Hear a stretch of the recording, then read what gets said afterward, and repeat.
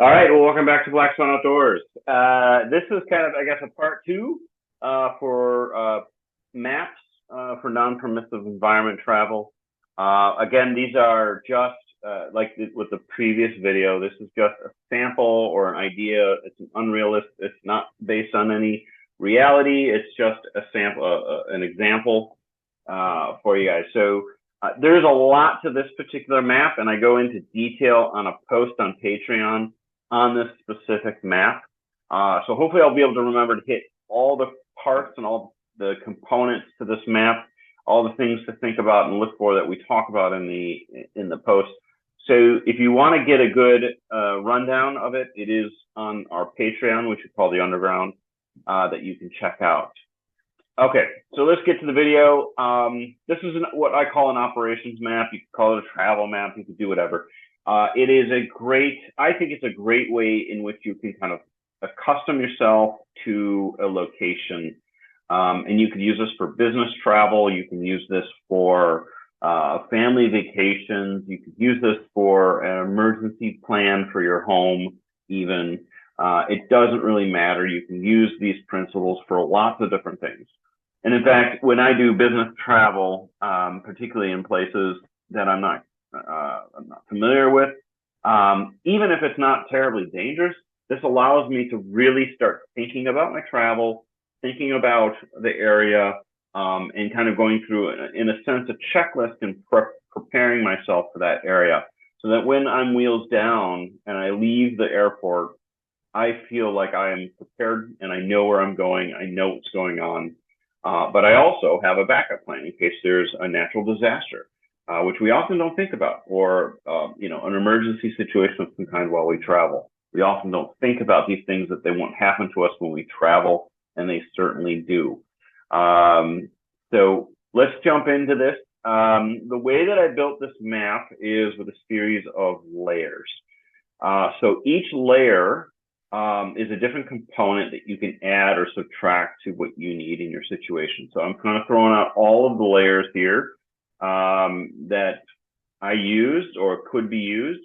So certainly some things in this situation you may not find helpful or useful. So in our example city here, last time we were in Sri Lanka, and today we are going to be in Erbil.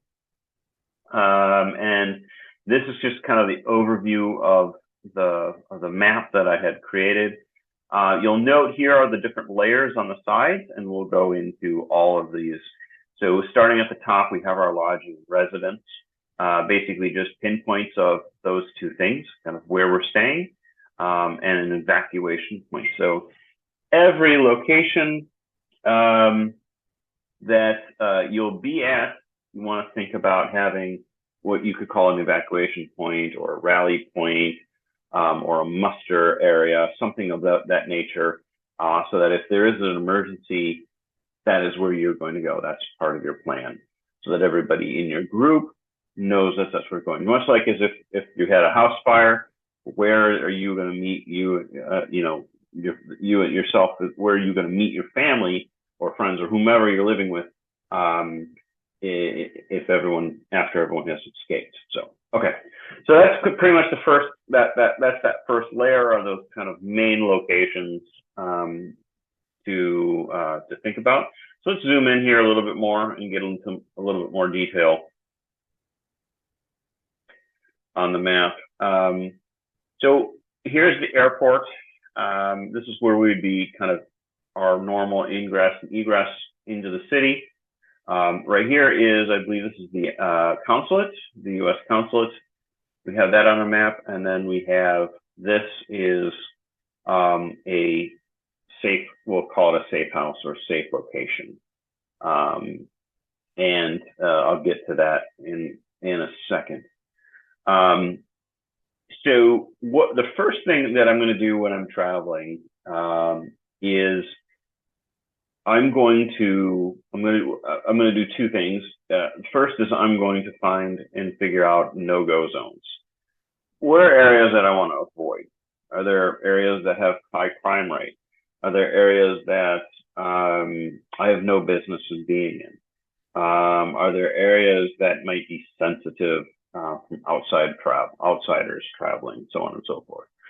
So these are areas that are concern for me or the group, and it could be very conditional or whatever. It doesn't matter. So these are my no-go zones, places that I don't want to be in. So what I do to set up a no-go zone is I just use a shape, and then I color or shade that shape in that poly. What's the word? Drawing a line, polygram. I forget whatever it is. Put it in the comments below. I can't think of the name.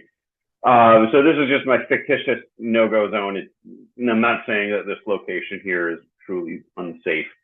But then I have just a little notation here: not dangerous in daylight hours, best avoided at night. I think I may have gotten that neighborhood out of a travel guide or something. Because we have the area, the boundaries highlighted here, we have the area in there. So in that 4.5 kilometers square area, that's the area that we want to avoid. The second thing I'm going to want to do is map out my location from the hotel to a hospital. Now, hospitals are great locations, not just for being sick or getting hurt, but also what we call safe haven sites. Safe haven sites are generally 24 hours open or accessible. They have some level of security and an assistance. So a safe haven site could be a police station. It could even be a library. Some libraries are open very late. It could be a train station. It could be a firehouse. It could be it could even be a safe house, a friend's home, a particular friend's home that the person might be home a lot. It could be a motel even. So everybody knows their safe haven. You have several safe havens in a particular location. If something goes bad, you can't get to the rally point, you go to the safe haven. And for me, hospitals just are always that. So part of your emergency plan, which you talk about in there, is we kind of write out what your plan is always going to be. Mine is, when I'm traveling, is I'm always going to get to the closest hospital. That way, everyone in my friend group, families, everybody knows if I go missing, and they call the hotel to find out where I'm at, they can't find me, they'll call the nearest hospital to look for me. So that's just an example. Might not work for everybody. But the important thing is that you are going to trace the entire route by Google Maps to and from, and print out that route. That way, if you don't have access to online, you have a printout of the directions from your hotel to that hospital. So that's one of my printouts. So I have in my travel portfolio, when I prepare myself for travel, I'm going to have interesting notes and things about the area. I'll have my itineraries, and then I'll have maps to where I need to go to my meetings, where I need to get to my safe havens and or hospital. And this is something I had learned when I worked with some security agencies, that they would fly in advance to any new location and actually physically drive the route from that meeting place or that place where the presentation is happening to the nearest hospital, so that everybody knows, they're very familiar with that route, what the traffic is like, what to look for, and then they could actually assess the security on that route as well. Not everybody has time to do that before they travel. So, or if, say, you land, that might be something that you do in your first day if you have time. If you can't, you can go onto Google Maps then, and you can actually trace that entire route, literally go through that entire route to familiarize yourself with that. That's better than absolutely nothing. Okay, so the next thing after we've done our no-go zones and identified our main safe haven. Oh, let me back up here on the safe haven thing too. So I put in the U.S. Embassy for if you're traveling. I'm sorry, the consulate. If you're traveling abroad, um, you know, certainly when there's an emergency, your embassy is kind of a go-to place for resources and help. I don't want to make this sound like the embassy is not helpful or the government can't be helpful when you're traveling, because it can and it will be. However, there are situations in which the government just can't help you, or their priority is not American citizens at that particular time, or in a really, really bad emergency, you may be all essentially on your own. Now you can register with the State Department so that the embassy or the consulate knows that you're in the area. That's very helpful. Otherwise, they have no idea that you're there just because you've flown in. And just because you have an American passport doesn't give you an automatic ticket out in a bad situation as well. So, or an automatic bed or food or whatever that it is that you need. So your embassy is very important, has lots of resources. I don't want to say not to contact your embassy, but oftentimes the person on the ground, whether it be a family member or a friend, even a business partner, at the very least, somebody you exchange business cards with, someone who has an emotional tie to you because either they've met you, they're doing business with you, they know you, or they're related to you. They're going to have a lot more resources for you as an individual than the consulate or embassy that's dealing with all of the Americans or all of the Canadians or whomever in that area. So what I always do is save my business cards when I travel, even if it's somebody that I'm not interested in ever contacting or knowing. I get a business card, I save that, and I keep it even when I'm traveling and I come back. So I have some point of reference. So I could pull out that business card and say, hey, I met Bill 3 years ago at this, conference. I could give him a call, see if he can give me a hand. And so oftentimes it's these little resources: an extra bedroom, a meal, borrow a car, getting a ride somewhere, whatever it is, that these things can be real game changers, real lifesavers that the embassies, consulates, other entities just have no capacity for. So I think that's a really important point. That's why I want to stick on it. So let's get back to the mapping. That's why I want to kind of cover that. So the next thing, what I like to do if I have time, and this is a little more tedious, and this is probably more important if you're going to be in that location longer, is I do road classifications. So the roads that I'm going to be traveling on, the roads I'm going to check to see how safe they are. Certainly things change when you're on the ground, and situations, particularly in conflicts or war zones or after natural disasters and bridges go up, things are going to change. But in your preparation, in your planning, this gives you kind of some context and some measure of security. So what I do, just like with our no-go zones, is I classify the roads. So as an example, this isn't in real life. So, this route here, I think this is to a hospital. Yeah, Safe Haven, Charlie. This is the route that I would take to the hospital for safety. And it is a relatively safe road. It's a busy road, lots of people. So I designated that green. That's green for go. Those are fine. You don't have to worry about traveling those night and day, whatever. It's generally going to be pretty safe.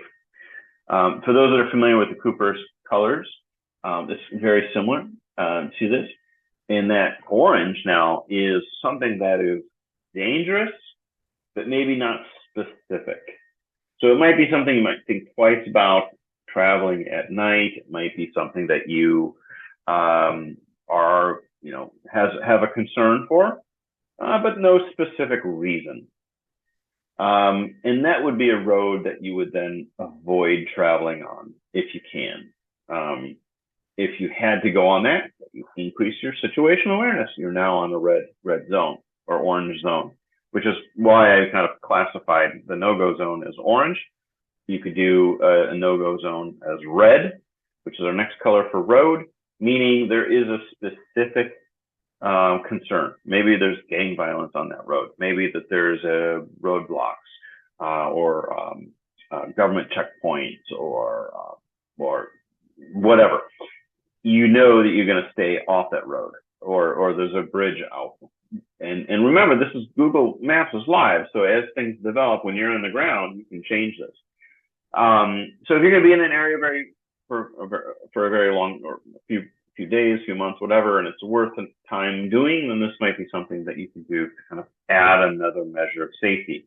And remember, these are always just layers. So if it doesn't pertain to you, or if you wanted to do like a PowerPoint presentation briefing to people to prepare them for the location, you can easily just grab snippets of the different layers so that you could go through there and kind of build a story as you're telling people and preparing people for travel or living in that particular location. We talked a little bit about safe havens already, so I won't go too much into that other than to say that what I like to do is I like to use pro words or code words or something to kind of obfuscate the locations of those safe havens. That way you're not really ever discussing those out in the open. So if it's a library or a donut shop or whatever, you're not saying that you're going to go to the safe haven Charlie, right? Zulu, Golf, Echo. Obviously, it doesn't have to be phonetic alphabet. It could be, just like as we talked in the previous video, it could be candy bars. It could be your favorite beer. It could be or beer options. It could be wine. It could be mountains, whatever. It doesn't matter. But what matters here is that you are kind of protecting that location's name on both the map, so that if someone looks at your map key, they have no context to that, or if you had to speak that, which carries me into the next layer here. And what I'll do is, just to make it a little less distracting, is I will take out these layers as we talk about it. So that next is our communications map. So the communications map is essentially what I want to do is, when I'm talking like with the different locations and safe havens, I want to use this layer here so that we're using those terms instead of, so when we're communicating, those are the terms that we're using, instead of in the clear specific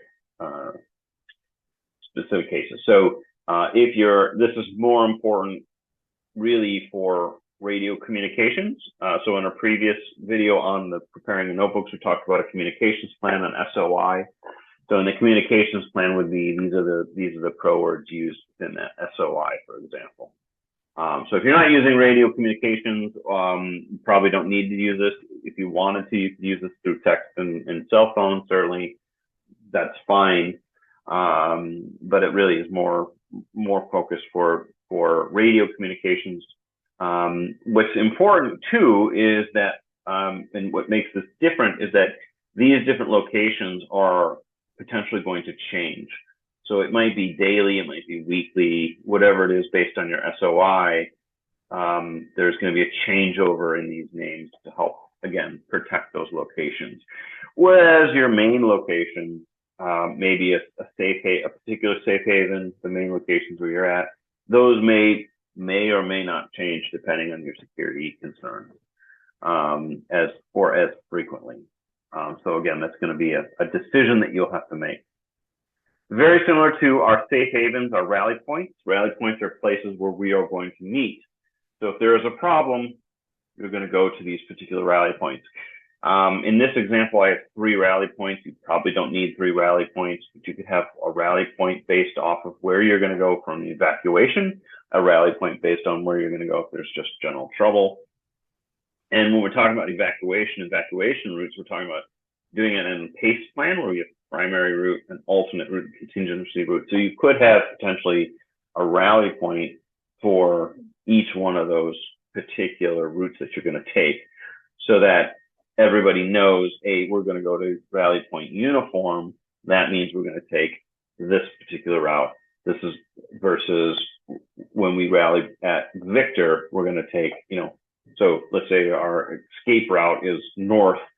We're going to go use uniform, and maybe if we can't go north, our rally point Victor is going to say we're going to go west in that case.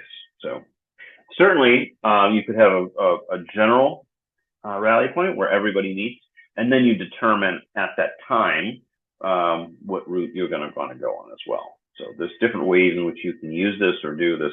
You just want to make sure that it's very clear on how you're using your rally point with your team.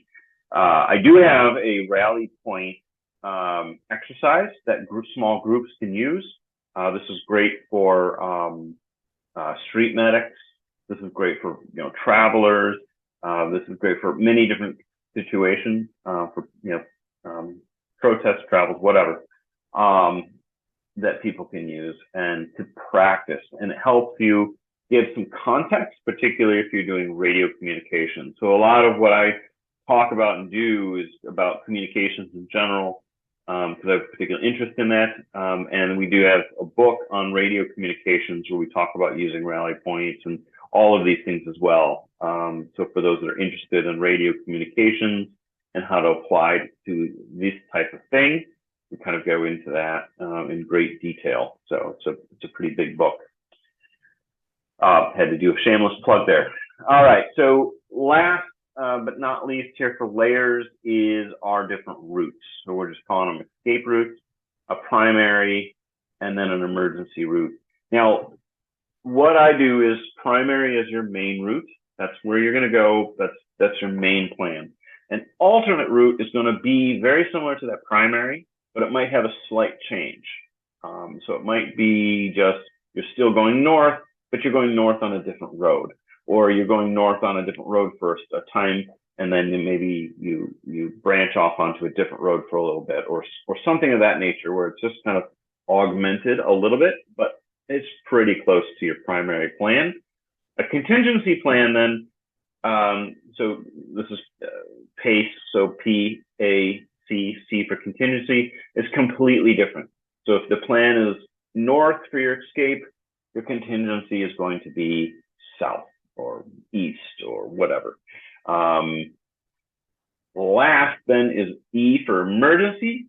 Emergency is way different, way primitive, and in this case we're using an example of walking. So this would be you're driving on your route and the cars break down, you can't get help, you're going to be forced to hoof it. How are you going to go? Now, oftentimes people don't think about this as a reality. And I have been in emergency situations myself traveling. In the case that happened to me, I was in a large metropolitan city, and the entire train system, subway system went down because of some security concerns. And in order for me to get out of the city, I had to walk. And if at that time I didn't have a plan like this, but had I had a walking plan already looked at or prepared, it would give me an idea of where to go and what to do. Now, what I always say is pace planning often gets confused with priorities. And the pace plan, or like when people talk about emergency preparedness, you often hear about bug out bags and bug out plans and bug out cars and bug out this and that. And sometimes the emergency end of it gets focused on it's over the top. So people go in great detail in their emergency planning. And in my particular recommendation would be to spend all of your time planning on primary at the top of your plan, to making sure that is going to run smoothly, and then put very little effort in your emergency plan. Because what you're if you put all of your plan in your bug out bag, right, where you're literally using that bag for foot travel on a road, right? Kind of thinking the road, Cormac McCarthy kind of type situation. What you're doing then is you're kind of planning backwards. You're putting too much emphasis and time and energy into something that's not likely going to happen. You're actually planning to fail in a sense.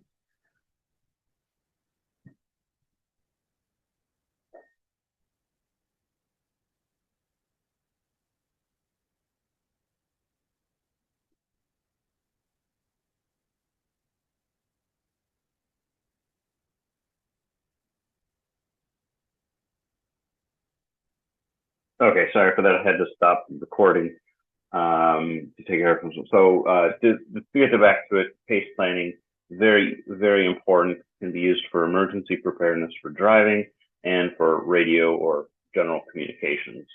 So here we have the routes that I have planned. I have a walking plan, which is escape route by walking, obviously, which is similar to the driving plan. Now, keep in mind that just because you're walking up or you have a driving route, that if you had to get out of your car or vehicle, that you would be on the same, that it would make sense to be using the same route. So not at all the time will you going to use the same, would you use the same route if you change the mode of transportation? This would be the same for something like bikes or what have you. The other thing to think about too is if you had to transition from car to foot travel, the maps are going to change completely. And this is something that I often see in like the preparedness and prepper community that they don't often understand or get. So a state driving map, a state map is great for driving. But then once you get onto the ground, walking, you need a little bit more detail. And so that state map isn't going to be as helpful. And also a lot of times people are thinking about their plan, need to start thinking about their plan differently too, because you're not going to be able to get from A to B without particular certain resources. And if you don't have those resources at your disposal or can't carry those resources, what you're going to need is some cache locations for supplies along the way. So let's say at any point, you make 1 or 2 points or so on your route, you're going to pre-place supplies, water, food, medical items, whatever that you deem necessary along that route, so you don't have to carry that. Or if your vehicle breaks down, you don't have to plan, to making sure that stuff is in the vehicle in that particular situation. Certainly, it's something you might want to do and consider, and then using those, using the caches for, as a backup, if you will. And this goes with safe houses, because if you're going to do something on foot, you have to think you might be able to drive it in so many hours, but then walking it might take multiple days. So you have to look for places to stay. Are you going to be staying, in a hotel or a motel? Is it going to be a friend's house, contact, hospital, something like that you can rely on. So that changes. We'll talk a little bit more in detail about that, but I have a document which I don't have available at this point, but it is available for Patreon members, which is kind of to help people transition from vehicle to foot. Because in a bad situation, whether it be a natural disaster or a conflict or something, roadside, road signs go down. There might not be a lot of things in your area in which you can kind of assess your location from, to kind of figure out where we're going to locate yourself on the map. And so this document has helped you, transition from the road map essentially, or no map, to a topographical map, and using map and compass together. It's a skill that, if you're a frequent hiker, you're going to have that skill set. If you're not a very frequent hiker, then you're probably not going to have that skill set. It is easy to recall, in that situation. Now, remember, we talked about in terms of planning for emergencies, it's not often the case that you have to spend and become an expert in a situation or a skill set that is far down that pace plan, right? You want to have a better, stronger primary plan. And so not everybody's going to have the time or the capacity to have a strong skill set in map and compass skills if they're not interested personally in hiking. So again, this is like one of all these little rabbit holes in the preparedness community that send people down, and skills that is on paper sounds great to have and is good to have. However, for most people, most normal people, most situations, we're just not going to have that, and it's better just to have a support document, to help, hold their hand through that process. And of course, you want to, if you can, practice, become familiar with it. I'm not saying don't know those skills. I'm just saying don't spend all of your time on the emergency end of the emergency pace plan. Spend all of your time and energy making sure that that primary plan, an alternate plan perhaps, is going to be successful. Okay, so we have multiple points or routes. So again, if we need to call a particular route out and go a particular route, for whatever reason, then we have options. Everything is going to go to shit in a plan or an emergency. Generally, all plans often crumble, but that doesn't mean that you shouldn't have a plan. You should have an idea.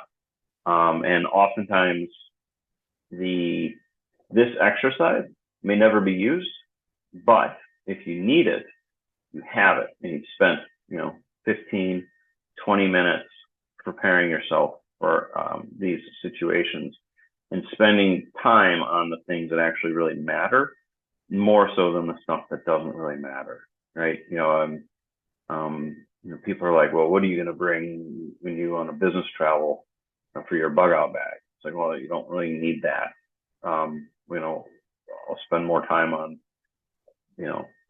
planning, which is free, than worrying about, what tchotchke I'm going to carry for a particular situation that may never happen, right? So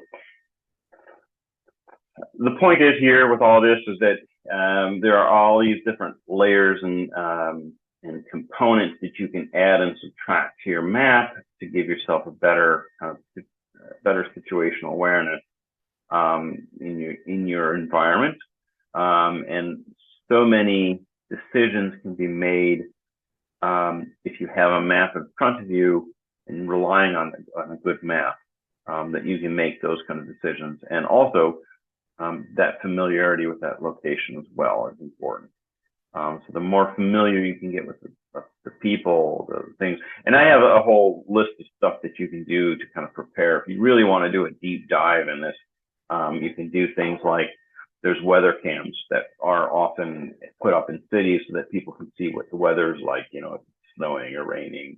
And so you can see traffic patterns, so if you had to get from A to B, that you would know what the traffic patterns of that location might be for your particular meeting so you're not late. Calendars, community calendars, what football game or soccer game is going on that particular day that might gum up traffic or make an area maybe more dangerous or concerned, more congested. What are there diseases? Is there a pandemic in an area that might, risk closing down an airport or quarantining, right? We all went through that, right? These things are real. So there's all sorts of different things that you can do to kind of prepare yourself for a trip. And I think that one of the best uses of time, aside, from all the other things, what to pack and your itinerary and all those things, is spending a little time getting used to the map of location and creating these different layers and here's different thoughts about what you would do, what if. And if you don't need it, you don't need it. But you just put a pin on a map and that's as far as you went. So it's not like you're spending a lot of time on this. So yeah, again, that's what I'm saying. This could be a rabbit hole in itself. You could spend hours and hours and hours on creating, these awesome maps. But then when you get to the location, everything changes because the reality is so much different. And that's really where these digital maps kind of come in, because they can be changed, they can be updated.